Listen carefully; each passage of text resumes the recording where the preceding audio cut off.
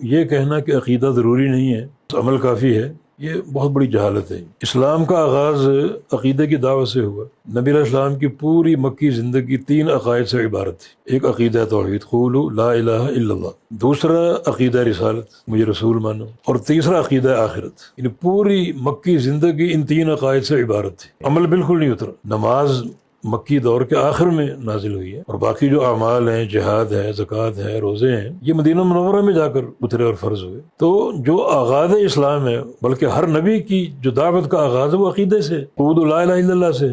اچھا، جو صحابہ مکی زندگی میں فوت ہوئے انہوں نے تو کوئی نماز نہیں پڑھی، کوئی روزہ نہیں رکھا، کوئی حج نہیں کیا، کوئی عمرہ نہیں کیا، صرف ایک ان کا عقیدہ تھا لا الہ الا اللہ، اس پر وہ سختی سے قائم تھے، پوری قوت اور صلابت کے ساتھ وہ قائم تھے، اور وہی ان کی بخشش کا باعث تھا۔ باقی احکام بعد میں آئے۔ تو عقیدہ ایک اساس کی حیثیت رکھتا ہے۔ عقیدہ اگر خارج کر دیں آپ اپنی زندگی سے، کچھ باقی نہیں بچے گا، کوئی اہمیت نہیں عمل کی۔ بلکہ ادخلوا فی السلم کافہ، اسلام میں پورے آ جاؤ۔ تو پورے آنے کا معنی یہ کہ پہلے عقیدے کی اساس ہو، اس کے بعد عمل کی عمارت ہو، اور پھر اس عمارت کی تزئین جو ہوتی ہے اخلاق حسنہ، وہ آپ پورے کریں، لوگوں کی مدد کریں، اور جو بھی اخلاقی تقاضے پورے کریں۔ تو اس طرح عمارت کی تکمیل ہوتی ہے۔ تو عقیدہ تو ایک بنیادی چیز ہے، ایک اساسی چیز ہے۔